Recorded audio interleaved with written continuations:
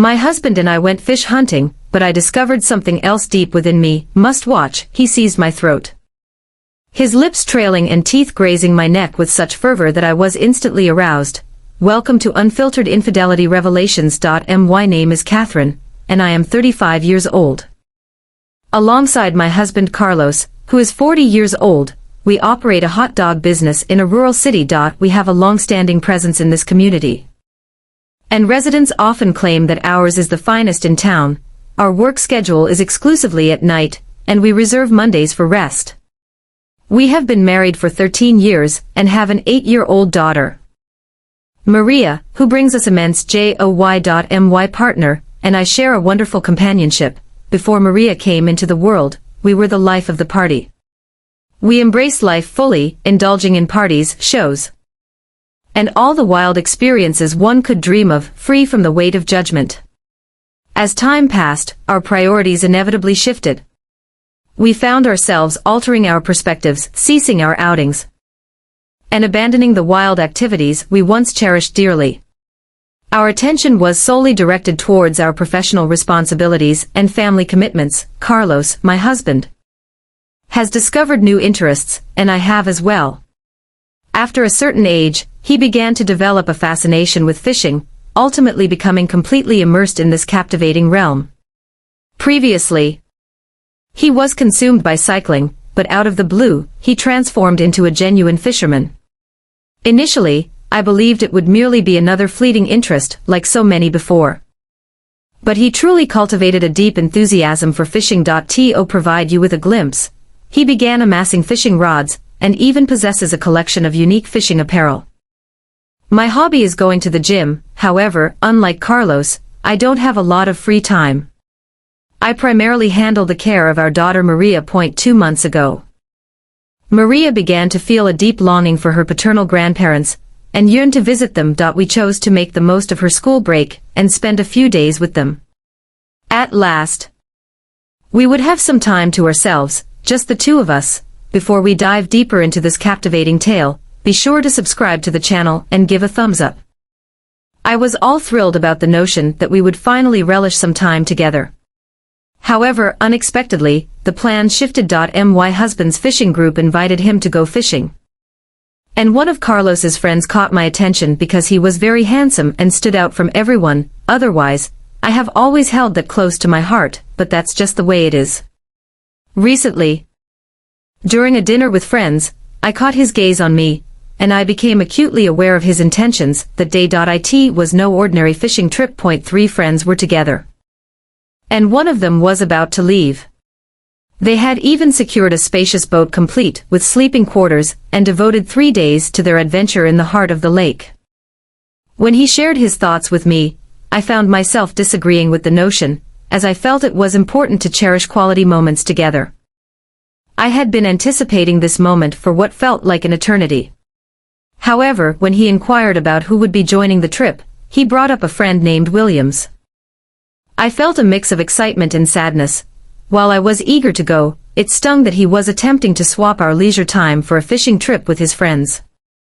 My head began to throb with frustration as thoughts swirled around. Despite the trip capturing everyone's interest due to the attendees, I couldn't restrain myself and confronted him directly, stating unequivocally that there was no way he was going. I had already envisioned our time together, and now he sought to destroy everything just to be with his friends. Then I came to understand that our chemistry appeared to have changed. My daughter wasn't even around to provide me with some company, and I didn't want to be by myself. I created a moment.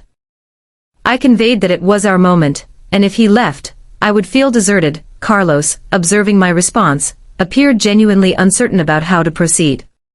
He gazed at me with a hint of desolation. To prevent any more disputes, he conceded that he would not attend. However, the atmosphere grew dense.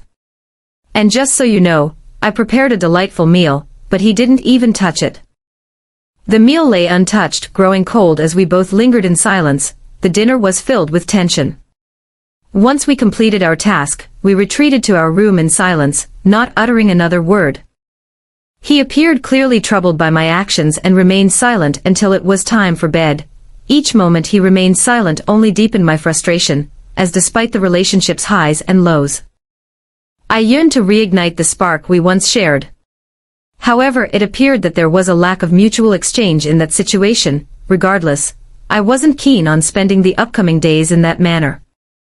I definitely didn't want to be seen as the bothersome spouse, the unpredictable one, the only person who wouldn't allow her partner to enjoy fishing trips with his buddies.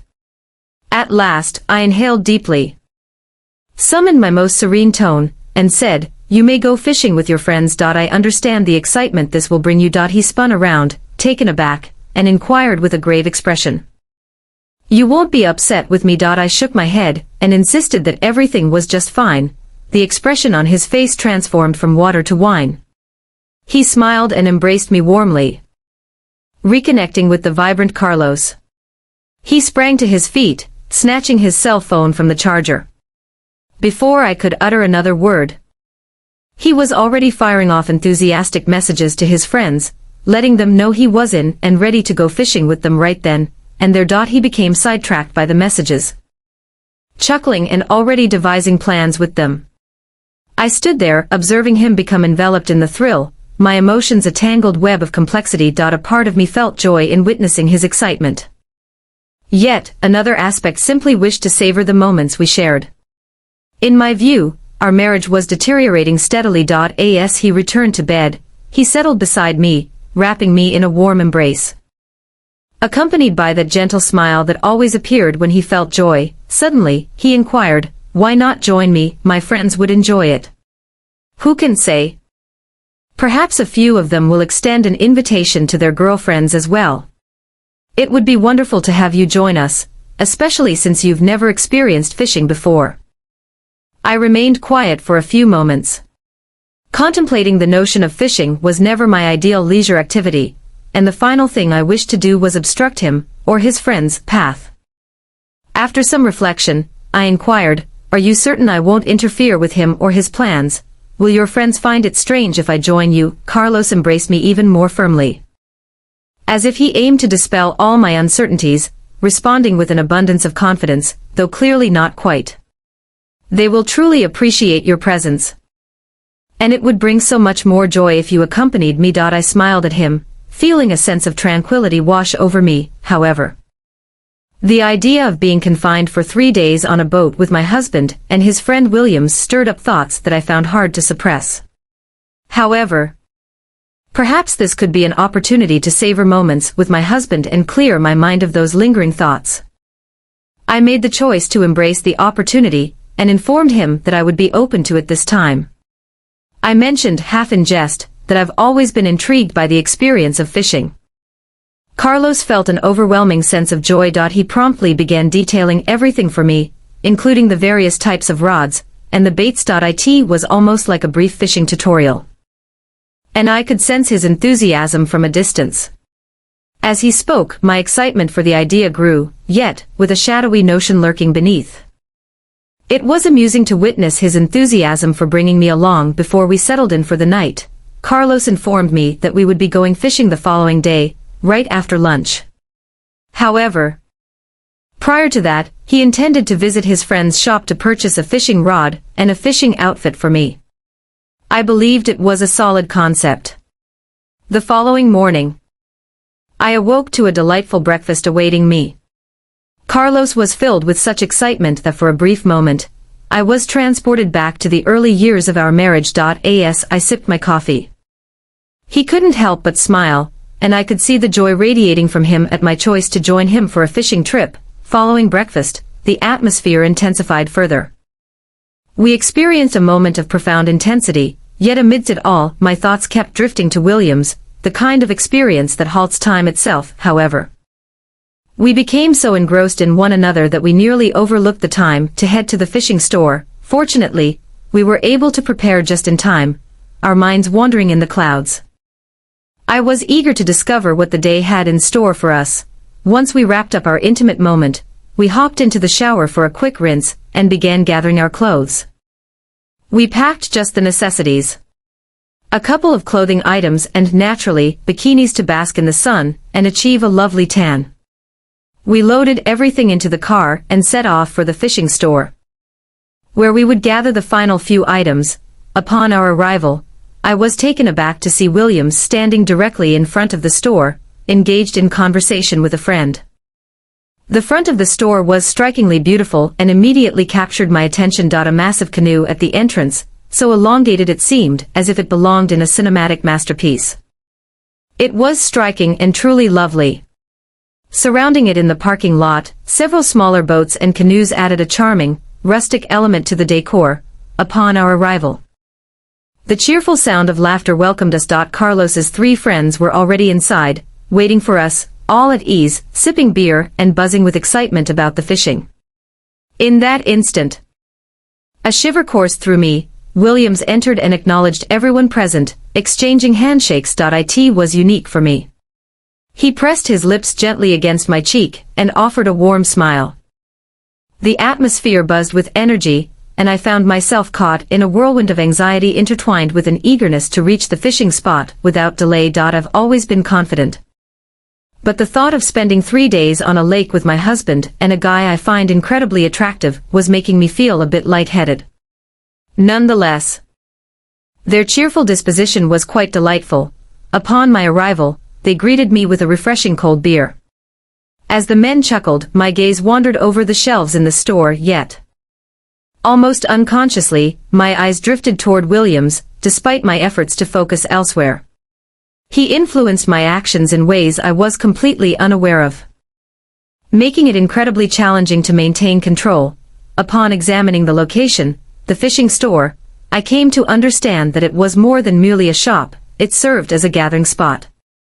Having made up my mind to fully embrace this new hobby, I turned to Carlos for assistance in selecting a rod. Williams quickly stepped in, addressing Carlos, my husband, with a playful tone, saying, "You can have fun. I'm going to show her around the store a bit." In that moment, I experienced a sensation that seemed absent from my relationship. The sort of drive that typically characterizes strong men. As Williams displayed the fishing rods, he continuously offered me compliments. He even remarked that Carlos occasionally spoke excessively about our relationship, indicating he was aware of what we were experiencing.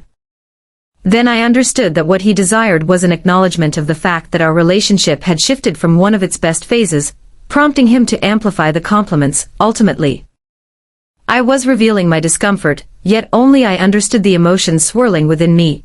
Despite my visible signs of discomfort, I began to embrace it more fully. Then I remarked, "You may praise me, but take heed that no one is listening." The subtle smile on his face revealed my true desire, and he grasped it almost instantly. Before we dive deeper into this captivating tale, make sure to subscribe to the channel and give us a thumbs up. I selected my fishing rod. We approached the cashier and completed the payment. I returned to my husband. I expressed my eagerness to visit the lake, and with little fanfare, we all set off, each in our own vehicle. Everyone was already somewhat tipsy. We found ourselves caught in a traffic jam, and by the time we reached the lake, night had already fallen. Everyone came together to create a bonfire, allowing us to relish the tranquility of the lake while we gathered around, sipping drinks and enjoying the warmth of the flames. As the others indulged in their drinks, Williams merely feigned participation, while I savored a fine wine. Engrossed in the tales shared by everyone present. One by one, everyone retreated to their rooms, and ultimately, by chance, it was just Williams and me left behind. The atmosphere was so inviting that I wished that night would linger on forever. However, as the men had been drinking since early on, their endurance didn't hold up for long. As Williams and I found ourselves in solitude, he began to introduce a variety of topics, sharing his enthusiasm for the gym, much like my own, and expressing his genuine passion for cooking. I found it intriguing that our hobbies aligned, which sparked my interest in the conversation. As the conversation continued, he consistently discovered a way to praise me, and once more, I requested that he lower his voice. He leaned in nearer and whispered in my ear that if I wished, he could speak softly so that no one else would overhear. Wow, that was an extraordinary experience. A shiver coursed through me, starting at my feet, and rising to my head. As soon as he whispered that in my ear, I turned my face back and caught a glimpse of the longing in his eyes. So I approached him and kissed him. I realize I made a mistake, but the ambience, coupled with a few glasses of wine swirling in my mind, led me to lose touch with myself. Immediately following that initial kiss, he seized my throat, his tongue and teeth exploring my neck with such fervor that I felt a rush of excitement wash over me. And before I could attempt to steady myself, I sensed his firm instrument pressing against my backside. Two bodies merged into a single soul. It felt as though boundaries and regulations were non-existent. It was right there beside the campfire, absorbing the sounds of nature as Williams and I satisfied our long-held yearning. The following day, devoid of any thoughts of wine and that particular ambience, I awoke to find everyone already up and eager to head out for fishing, yet I sensed something unusual. I am unable to articulate what it was. It was a blend of unease and remorse, and I needed to confront it. Williams encountered an unforeseen circumstance and needed to return to the city that day. We spent an additional 2 days at the lake. It was incredibly enjoyable, yet that guilt gnawed at me from within. As I made my way back home, a storm of thoughts engulfed me, leaving me uncertain about my next steps. I came to the conclusion that this would be my greatest secret. Williams ceased to reach out to me. He simply sought to satisfy some inner need. Or perhaps he was burdened by a lingering sense of guilt. And that's how my tale unfolded. What are your thoughts? How can I alleviate my feelings of guilt? How could I have approached this situation differently? 2 months have passed, and Carlos remains oblivious, yet the guilt gnaws at my conscience.